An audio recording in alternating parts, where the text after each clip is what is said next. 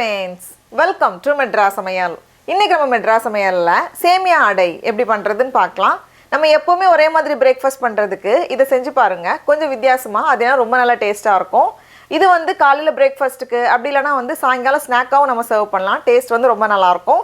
இது பண்றதுக்கு ஃபர்ஸ்ட் வந்து நம்ம சேமியாவை ஊற வைக்கணும். அதுக்கு நான் இன்னைக்கு வந்து கடையிலே வந்து ரோஸ்டட் சேமியான்னு கிடைக்கும்ல அது எடுத்துர்க்கேன். நம்ம வந்து வீட்ல அந்த வெள்ளை சேமியா இருந்துச்சு அப்படினா லைட்டா அத வறுத்துக்கோங்க.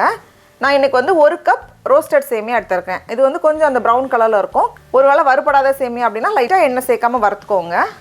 இத வந்து நல்லா கொதிக்கிற தண்ணியில நம்ம ஒரு 10 நிமிஷம் போல ஊற வைக்க போறோம். கிட்டத்தட்ட ஒரு 3.5-4 கப் போல சுடு தண்ணி சேர்த்திருக்கேன். இதை விட ஒல்லியான சேமியா எடுத்தோம் அப்படினா கொஞ்சம் சீக்கிரமா ரெடி ஆயிரும். அது வந்து நம்ம பாத்துக்கணும். சேமியா ஊறிட்டு இருக்கிற நேரத்துல நம்ம வந்து கொஞ்சம் தாளிச்சு சேர்க்க போறோம். இது வந்து டேஸ்ட் வந்து இன்னும் அதிகப்படுத்தி தரும் நமக்கு. அதுக்கு ஒரு panல 1 டேபிள்ஸ்பூன் போல எண்ணெய் சேர்த்துக்கோங்க. எண்ணெய் சூடானதும் இதுல 1/4 டீஸ்பூன் போல கடுகு சேர்த்துக்கோங்க. கடுகு உடைஞ்சதும் இதுல 1/2 டீஸ்பூன் போல சீரகம், கூடவே ஒரு வெங்காயம். அதை வந்து இந்த மாதிரி சின்ன சின்னதா கட் பண்ணி வச்சிருக்கேன். அது ஒரு பெரிய சைஸ் பச்சை மிளகாய், அதுவும் வந்து சின்ன சின்னதா கட் பண்ணி வச்சிருக்கேன். கூடவே ஒரு சின்ன துண்டு இஞ்சி, அதையும் வந்து நல்ல சின்ன சின்னதா கட் பண்ணி வச்சிருக்கேன். கடைசியா ஒரு கொத்து கருவேப்பிலை இலை எல்லாத்தையும் சேர்த்துட்டு ஒரு வாட்டி கலந்ததுக்கு அப்புறமா இதுல வந்து ஒரு மீடியம் சைஸ்டு கேரட் அதை இந்த மாதிரி துருவி வச்சிருக்கேன். அதை உள்ள சேர்த்தலாம் நம்ம. கூடவே ஒரு 1/4 கப் போல துருவின தேங்காய். தேங்காய் சேர்க்கும்போது டேஸ்ட் இன்னும் நல்லா இருக்கும். அப்புறமா ஒரு 10 போல வேர்க்கடலை இருக்கும்ல, அதை வந்து இந்த மாதிரி இடிச்சு வச்சிருக்கேன். இது வந்து ஆப்ஷனல் தான், வேணும்னா சேர்த்துக்கலாம், இல்லைன்னா இதை நம்ம வந்து ஸ்கிப் பண்ணிடலாம். கடைசியா கொஞ்சம் மல்லி இலை, அதையும் வந்து இந்த மாதிரி சின்ன சின்னதாக கட் பண்ணி வச்சிருக்கேன். எல்லாத்தையும் சேர்த்துட்டு நல்லா கலந்துட்டு நம்ம ஸ்டவ்வை ஆஃப் பண்ணிடலாம். அவ்வளோதான். இப்போ நம்மளோட சேமியாவும் நல்லா ஊறி ரெடியாக இருக்குது. நமக்கு பார்த்தாலே தெரியும் நல்லா சாஃப்டாக வந்திருக்கு. இந்த மாதிரி வரணும். இப்போ இதை வந்து நல்லா வடிகட்டிட்டு வந்துடலாம்.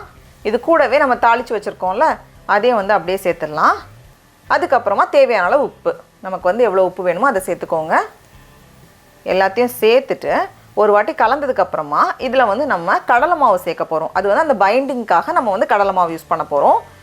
கொஞ்சம் கொஞ்சமாக சேர்த்துக்கோங்க. ஏன்னா சில நேரம் கொஞ்சம் தண்ணி அதிகமாக இருந்துச்சுன்னா நமக்கு வந்து கொஞ்சம் அதிகமாக கடலை மாவு தேவைப்படும். இல்லைன்னா குறைவாகவே போதும். நான் வந்து 6 டேபிள் ஸ்பூன் போல் கடலை மாவு சேர்த்துருக்கேன். பாருங்கள், இந்த மாதிரி சேர்த்துட்டு நம்ம கையில் பிடிக்க வரதில் இந்த பதம் இருக்கணும். இப்போ கையில் லேசாக எண்ணெய் தேய்ச்சிட்டு நம்ம வந்து கையில் பால் மாதிரி பண்ணிவிட்டு அதுக்கப்புறமா ஃப்ளாட் பண்ணி எடுத்துக்கலாம். இது வந்து ஈஸியாக இருக்கும்னா இந்த மெத்தட் நம்ம ஃபாலோ பண்ணலாம். அப்படி இல்லைன்னா நம்ம வந்து வழக்கம் போல் ஒரு வாழை இலை எடுத்திருக்கேன். அதில் கீழே வந்து லைட்டாக எண்ணெய் தடவிட்டு அதுக்கு மேலே வச்சுட்டு நம்ம ப்ரெஸ் பண்ணி எடுக்கும்போது நல்லா ஃப்ளாட்டாக வந்துடும். ரொம்ப குண்டாக போடாதீங்க, அப்போ வந்து கொஞ்சம் சாஃப்டாக இருக்கிற மாதிரி இருக்கும். கொஞ்சம் கிறிஸ்பியாக வேணும்னா கொஞ்சம் மெல்லிஸாக இருந்தால் நல்லாயிருக்கும். பாருங்கள், இந்த மாதிரி இப்போ எடுக்கிறதுக்கு நமக்கு ஈஸியாக இருக்கும். இப்போ இதை வந்து நம்ம தோசைக்கல்லில் போட்டு எடுக்கணும். அதுக்கு வந்து ஃபஸ்ட்டு கொஞ்சம் எண்ணெய் சேர்த்துக்கோங்க.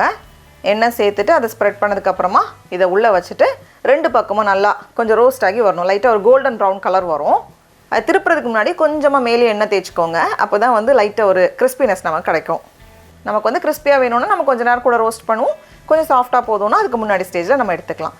அதனால் 2 பக்கமும் திருப்பி போட்டுட்டு நல்ல ஒரு கோல்டன் ப்ரௌன் கலர் வர்றது வரைக்கும் நான் வந்து வேக வச்சுருக்கேன். பாருங்கள் எவ்வளோ சூப்பராக இருக்குன்னு. இது கூட வந்து கெட்டி தேங்காய் சட்னி வந்து சூப்பரான காம்பினேஷனாக இருக்கும். நான் வந்து நல்லா ஒரு தேங்காய் சட்னி கெட்டியாக பண்ணியிருக்கேன். இப்போ இதை வந்து நான் பிச்சு காமிக்கிறேன் பாருங்கள். ஆஹா, அப்படியே வெளியே வந்து கொஞ்சம் கிறிஸ்பி லேயரோட உள்ளே கொஞ்சம் சாஃப்டாக ரொம்ப நல்லாயிருக்கும். சடா, நம்மளோட சூப்பரான சேமியா அடை ரெடியாக இருக்குது. இப்போ நம்ம டேஸ்ட் பண்ணி பார்க்கலாமா? அப்படியே தேங்காய் சட்னி சூப்பர் காம்பினேஷன் இதோட. ரொம்ப ரொம்ப நல்லாயிருக்கு. நீங்களும் கண்டிப்பாக இந்த ரெசிபியை வீட்டில் செஞ்சு பாருங்கள். உங்களுக்கு இந்த வீடியோ பிடிச்சிருந்துச்சுன்னா மெட்ராஸ் சமையலுக்கு சப்ஸ்கிரைப் பண்ணுங்கள். நாவின் சுவை எறும்புகள் மலரட்டும்.